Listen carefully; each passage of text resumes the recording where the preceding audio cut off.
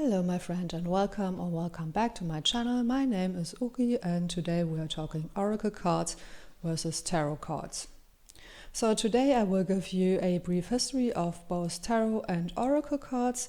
We can discuss the differences. I will show you some of my favorite decks and I will give you my thoughts on the pros and cons of oracle cards versus tarot cards. Really, I just want to share some thoughts and insights and of course my love for cartomancy. And yes, cartomancy is the official term for divination with cards. And I find that very interesting because I am German and in German we just call it Kartenlegen. So Kartenlegen translates loosely to lay the cards or to put the cards on the table. So yeah, let's talk about cartomancy. And this video is actually going to be the first video in a 3-part mini-series all about how I do intuitive readings with, spoiler alert, both oracle and tarot cards.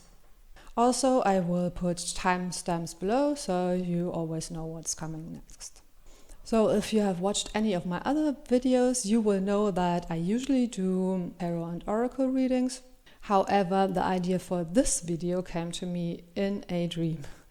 And yes, I'm not saying that to sound more mysterious or anything like that. It is actually true. And so I took it as a message from my guides that someone actually wants to see this video. So whoever you are, thank you so much. And I will do my very best to create an informative and enjoyable video for you.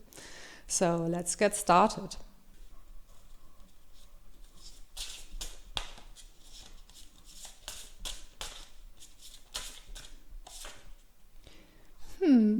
A brief history of tarot cards. So let's get started with a brief history of tarot. So the tarot is based on the historic game of tarocchi, which first appeared in 15th century Italy. At that time, 21 trump cards and also the Fool card were added to a pre-existing deck of cards with 4 suits, and those decks were actually similar to the playing cards we still have today. The new thing was that the trump cards were decorated with beautiful allegorical illustrations. However, back then the tarocchi was still only used as a card game, not a divination tool. It is a bit unclear when those tarocchi games were first used for divination, however probably during the 17th or 18th century in France. Certainly in the late 18th century, the use for divination purposes got a big boost through the French occultists, especially one man named Antoine Coeur de Gébelin. I hope I'm pronouncing that right. He claimed that the origins of the tarot were actually in ancient Egypt and based on the Book of Thoth. And by the Book of Thoth, I don't mean the Book of Thoth written by Aleister Crowley. I am referring to the ancient Egyptian text called the Book of Thoth that was said to contain secret knowledge written down by the god Thoth himself. The French occultists were also the first who connected the major arcana to the letters of the Hebrew alphabet. The cards used at that time were usually referred to as the Tarot de Marseille, simply because many cards were manufactured in the city of Marseille. There are different versions of this Tarot de Marseille, however, all of them very much resemble the original tarocchi cards.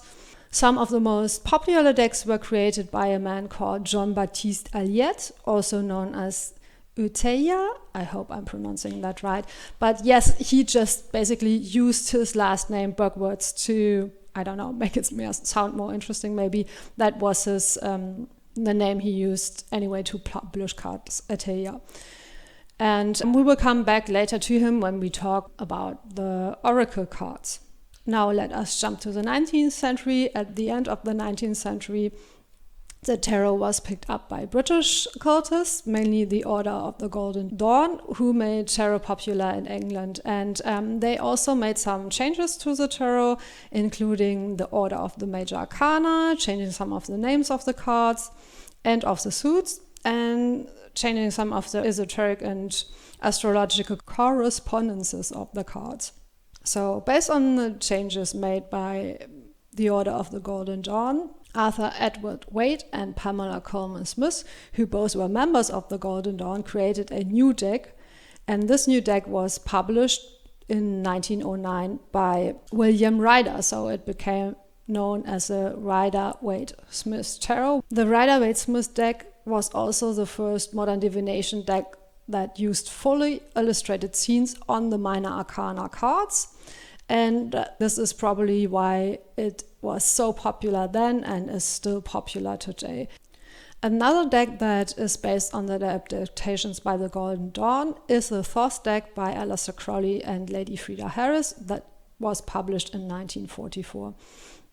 There were additional changes made to the deck by Aleister Crowley to fit his own take on esoteric knowledge better.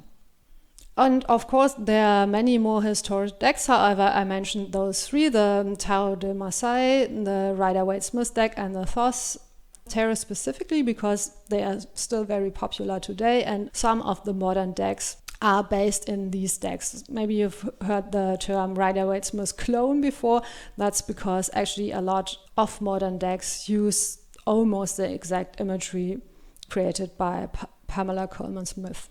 And I will show you some of my tarot decks later, but let's have a look at the history of oracle decks.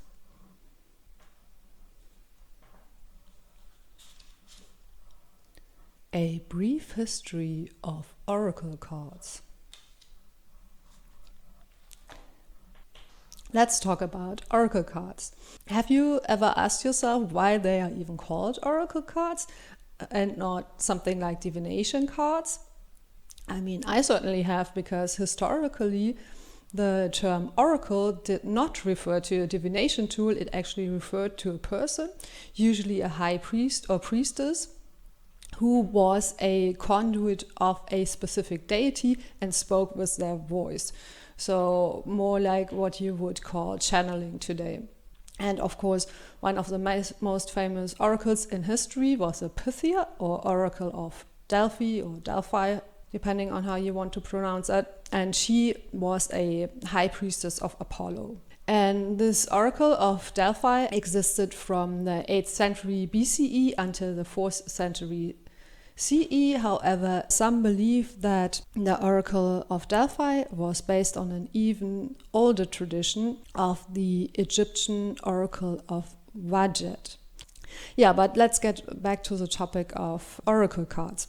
So I couldn't find out exactly when the term oracle deck or oracle cards became popular. However, if we go back to the 18th century in France, right to the time when tarot cards became popular, right from the beginning, there were also alternative decks being used for divination that were different from tarot. And one such deck was called Le Petit Oracle de Dame. So that would translate to something like the Little Oracle of the Ladies. And this oracle was published by Uteya, and we talked about him before. He was one of the French occultists who wanted to track the origins of tarot back to Egypt. So I'm wondering, did he call it the oracle because he wanted to sound it more mysterious and draw a connection back to Greek and maybe also Egyptian history, or had by then the term oracle changed to mean not only a person but also a divination tool? I'm not quite sure. I couldn't really find any information like that. Maybe it was also both, so I'm just speculating here, but that is the first deck I could find that was actually called an oracle deck. And fun fact, one of the cartomancers that used the Uteya decks was famous French cartomancer Marie-Anne Adelaide Lenormand, who became famous by claiming that she was a close confidant of the French Empress Josephine, or maybe she was. And what I find interesting is that the cards that are called Le Normand today are actually not cards that she used. They are just called that because she was such a household name, and It meant to give those cards a boost. So anyway, while those first oracle cards or alternative decks to the tarot were still based on playing card decks with 4 suits, what they actually have in common with modern oracle cards is that they weren't so strictly connected to esoteric knowledge as the tarot, and could also have any number of cards, while of course tarot cards traditionally have 78 cards. Modern oracle decks could also have any number of cards. A lot of them have 44 cards, mainly because 44 is considered to be an angel number that stands for spiritual guidance and support by the angels. But there are also a lot of decks with a different number of cards. And also, of course, nowadays you can find oracle cards with almost any topic. There is decks for love readings, angels, spirit animals, plants, self-care, mystical creatures such as mermaids and unicorns, healing, shadow work, manifestation, the moon, the stars, astrology, and so on. And I will show you some of my favorite decks in just a moment. I just want to mention that if you want to see some real historical tarot and oracle decks, I recommend that you watch a video by the Victoria and Albert Museum where they show you some of the cards in their collection. And I'm not in any way affiliated with them, but I just really enjoyed watching that video, so I will leave the information in the info box for you. So let's talk about the pros and cons of both tarot and oracle cards. And if you have watched the rest of the video, you will probably already have a good idea about the difference between tarot and oracle cards. And for the pros and cons, let me start by saying, of course, that is just my own opinion, my own impression, my own experience from working with them. So by all means, if you disagree with me, or want to share your own ideas, your own pros and cons, let me know in the comments. So let's start with tarot. So for me, the biggest pro of using tarot is probably that the themes and archetypes in tarot are very timeless and very universal and can give you answers to almost any questions. And there is 78 cards, or in some modern tarot decks, sometimes even more additional cards. The readings can be very nuanced and very detailed, especially if you also read reversals, which, by the way, I don't, and I will tell you why in another video. But let's just agree right now that you can get very, very detailed messages with tarot cards. Also, you can go very deep with tarot. It can be, as I mentioned before, a gateway to study other types of esoteric knowledge that are connected with it, such as astrology. However, that could also be a con if you don't want to study those things and if you just want to have a bit of fun.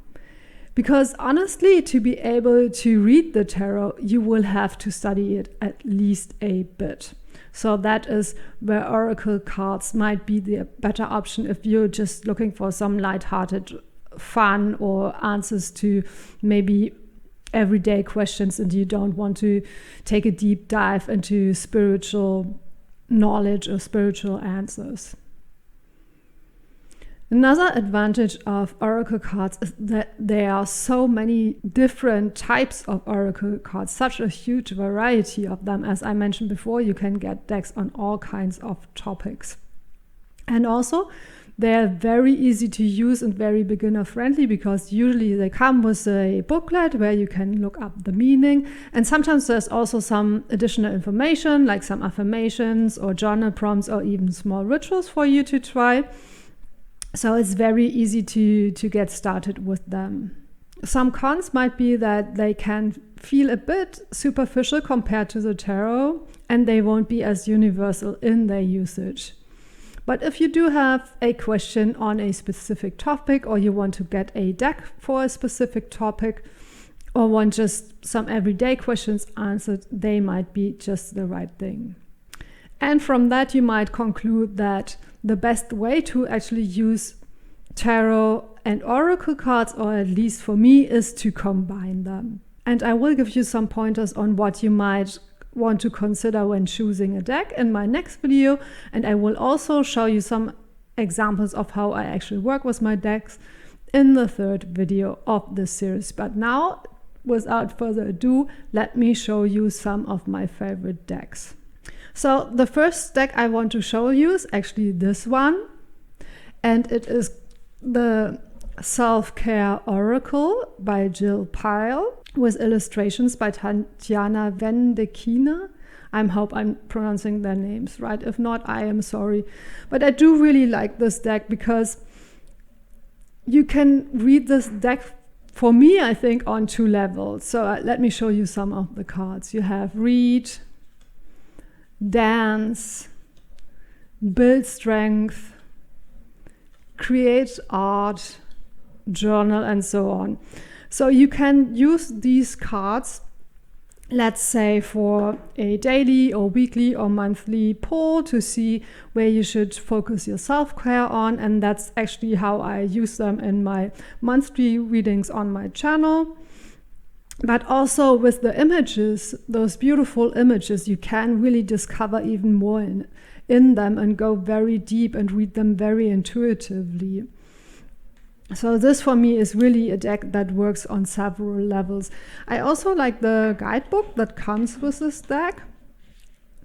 And as you can see, you have one short page for each card. And it comes with a mantra or affirmation that you can use, and also with a journal prompt. So this is a very good deck for getting started on your spiritual and self-care journey, I think. Let me flip through it a bit. I won't show you every single card, but just so you can get a bit of an idea what these cards are actually about.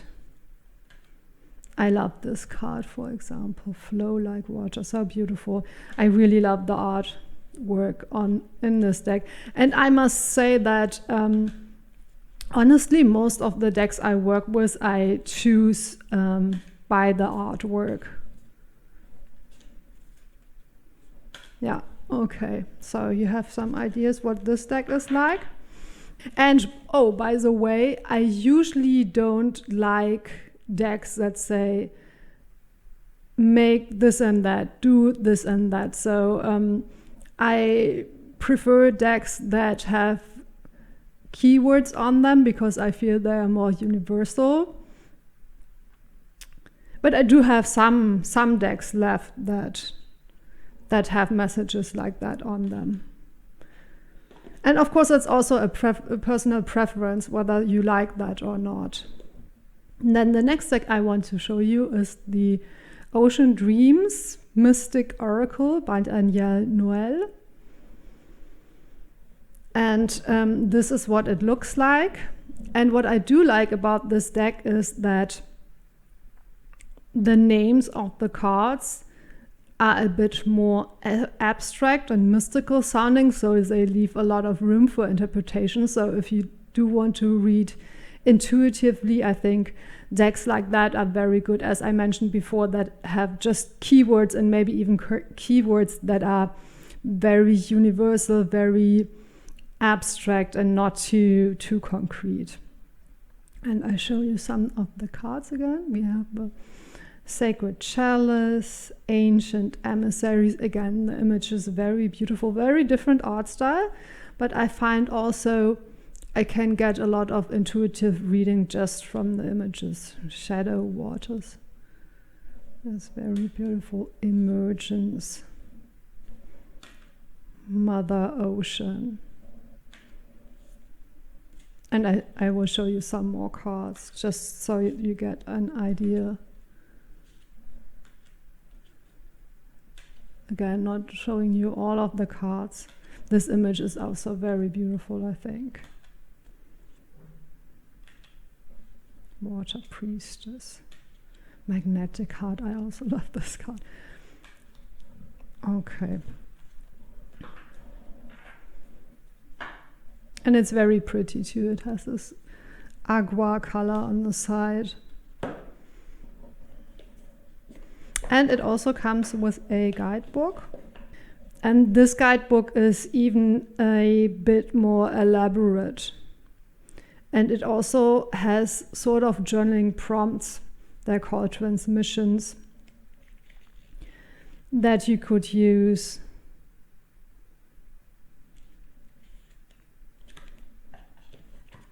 And I wanted to show you these two particular decks, oracle decks, just to give you an impression on how different they can go from being very concrete and very everyday with yet a deeper level to them, or being more like mystical and spiritual and abstract. Okay, so now let's get to the tarot decks. I have one tarot deck for you that is based on the Rider-Waite-Smith, and I have one tarot deck for you that's based on the Tarot de Marseille. So let's have a look at this deck first.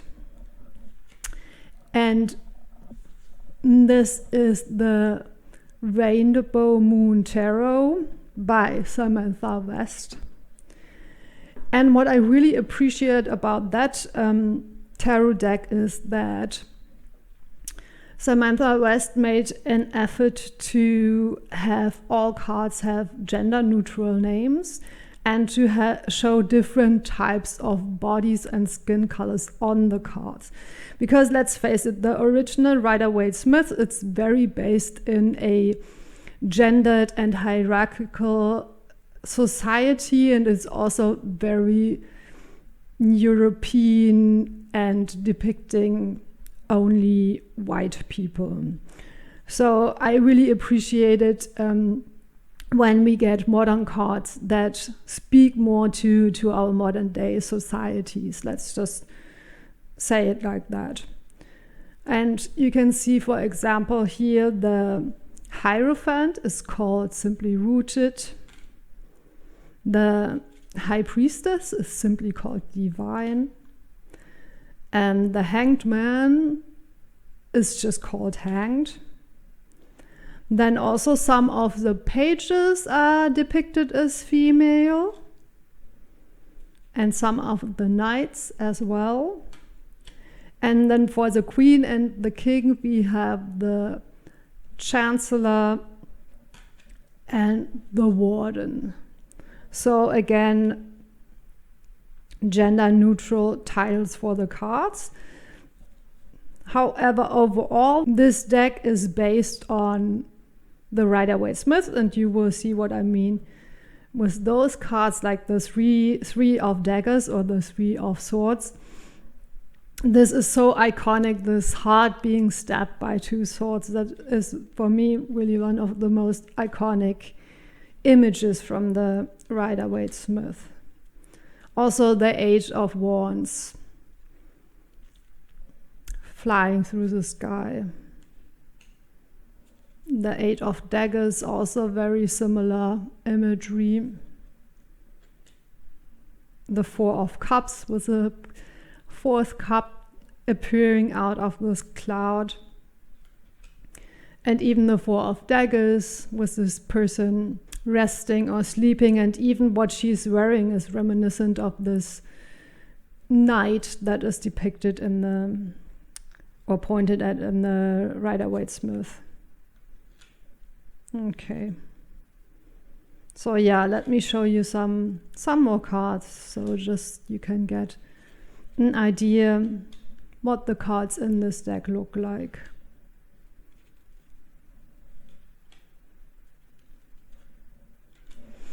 And also it comes with a booklet, and what I sort of like about this booklet is it is very beginner friendly.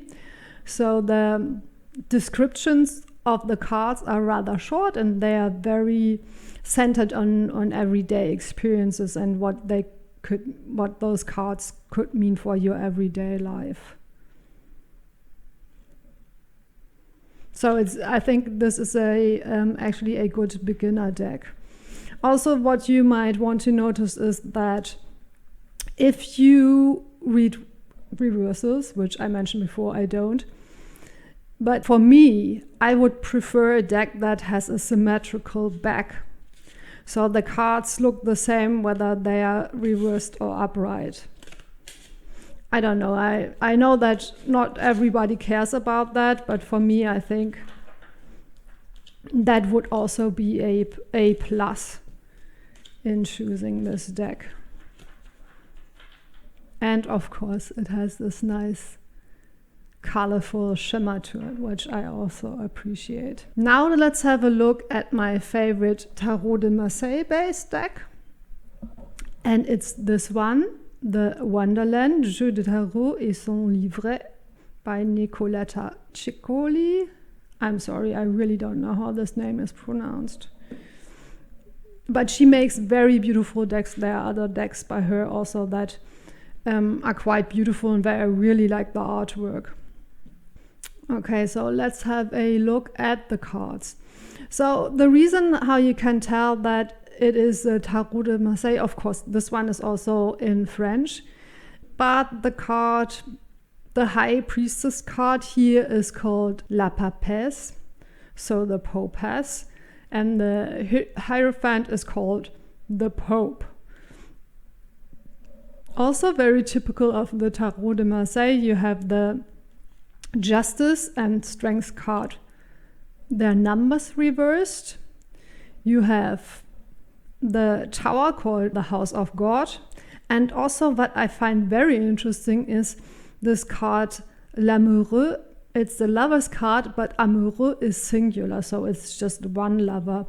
And in the Tarot de Marseille, a larger theme than in the Rider-Waite-Smith or tarot decks based on the Rider-Waite-Smith is in the lover's card, the topic of choice, because this one lover, sometimes it's about a soldier choosing the love for his country over the love for a woman, or sometimes it's about a young man who chooses the love for a spouse over the love for his mother. So themes are very similar, but there are a few cards that have a bit of a different theme. And also, of course, with the Tarot de Marseille, you have the Minor Arcana cards just as pip cards, so there are no images on those cards. Though I do think even the Minor Arcana card are illustrated very beautifully in this deck. And there we have the Suit of Cups. What I do want to mention is that this is not necessarily the most beginner-friendly deck, because if you have a look at the guidebook, even though it is in French, you could easily use Google Translate because the chapters are very, very short. However, it only has a description of the Major Arcana card. For the Minor Arcana card, it only has a description of the suits and of the court cards in general. So this is definitely a deck where maybe you should already know a bit about tarot. Also, of course, you won't be able to get much information from the images on the Minor Arcana card. But I do love this deck and I use it very often. It's actually right now probably my favorite deck. The only thing I don't like about this deck is, let's see if we can find a card. Yes, here, do you see that? The border is very uneven, and that's more or less throughout the deck. So I don't know if it's just my deck or if this is a problem with this deck in general, but I don't know. It's probably not the most important part, so I really love this deck. And it has a nice copper shimmer to it on the side. All right, so those were a few of my favorite decks. Thank you so much for spending this time with me, and I sure hope you watched the other videos from my mini-series or check out some of my readings. Please also consider liking and subscribing, and see you next time.